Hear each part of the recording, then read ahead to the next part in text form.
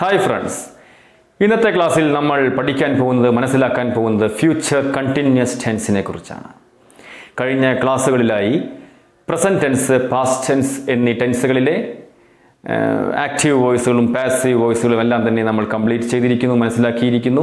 ആ ക്ലാസ്സുകൾ കാണാത്ത വിദ്യാർത്ഥികളുണ്ട് എങ്കിൽ അതുകൂടി കണ്ടതിന് ശേഷം ഈ ക്ലാസ് മുതൽ കണ്ടിന്യൂ ചെയ്യുക.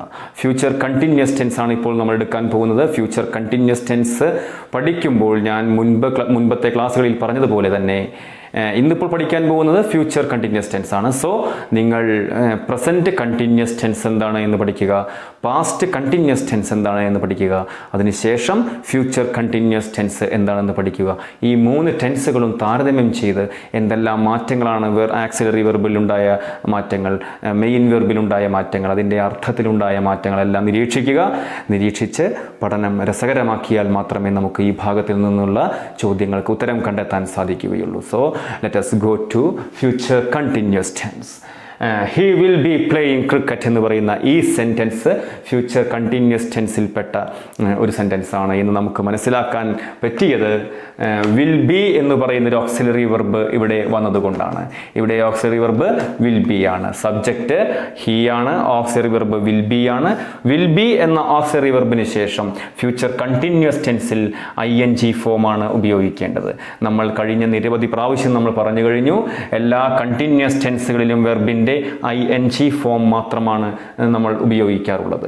He will be playing cricket, ഇതിൽ ഹി സബ്ജക്റ്റ് സിംഗുലർ ആയാലും സബ്ജക്റ്റ് പ്ലൂറൽ ആയാലും ദേ എന്ന സബ്ജക്റ്റ് വന്നാലും വിൽ ബി എന്ന് പറയുന്ന ഓക്സിലറി വെർബ് തന്നെയാണ് നമ്മൾ ഉപയോഗിക്കുക. കഴിഞ്ഞ തൊട്ട് മുൻപത്തെ ക്ലാസ്സിൽ സിമ്പിൾ ഫ്യൂച്ചർ ടെൻസിൻ്റെ ക്ലാസ്സിൽ നമ്മൾ വിൽ ബി എന്നത് കണ്ടിരുന്നു. എന്നാൽ സിമ്പിൾ ഫ്യൂച്ചർ ടെൻസിൻ്റെ പാസീവ് വോയിസിലാണ് നമ്മൾ വിൽ ബി ഉപയോഗിച്ചത്. ആ വിൽ ബിക്ക് ശേഷം വെർബിൻ്റെ മൂന്നാമത്തെ രൂപമാണ് ഉപയോഗിക്കുക. ആ ക്ലാസ് നിങ്ങൾ കാണുക. തൊട്ട് മുൻപത്തെ ക്ലാസ് സിമ്പിൾ ഫ്യൂച്ചർ ടെൻസിൻ്റെ പാസീവ് വോയിസ് ആയിരുന്നു.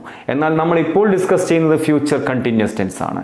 Present continuous, past continuous, future continuous.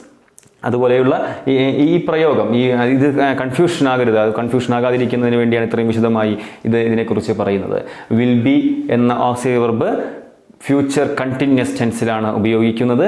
Will ബിക്ക് ശേഷം ING ഫോം വേണം. ഇത് കണ്ടിന്യൂസ് ടെൻസ് ആണ്. എല്ലാ കണ്ടിന്യൂസ് ടെൻസുകളിലും ING ഫോമാണ് ഉപയോഗിക്കുക.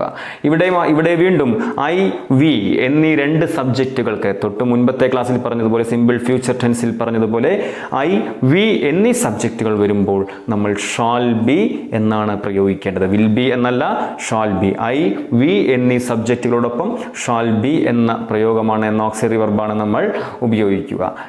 then ഷാൽ ബിക്ക് ശേഷം പ്ലേയിങ്. അപ്പോൾ വിൽ ബി, ഷാൽ ബി എന്നിവയ്ക്ക് ശേഷം ING ഫോം ഉപയോഗിച്ചാൽ അതിനെ നമുക്ക് ഫ്യൂച്ചർ കണ്ടിന്യൂസ് ടെൻസ് എന്ന് പറയാവുന്നതാണ്. ഫ്യൂച്ചർ കണ്ടിന്യൂസ് ടെൻസ് പഠിക്കുന്നതിന് മുൻപ് നിങ്ങൾ പ്രസൻറ്റ് കണ്ടിന്യൂസും പാസ്റ്റ് കണ്ടിന്യൂസും കൃത്യമായി പഠിക്കുക.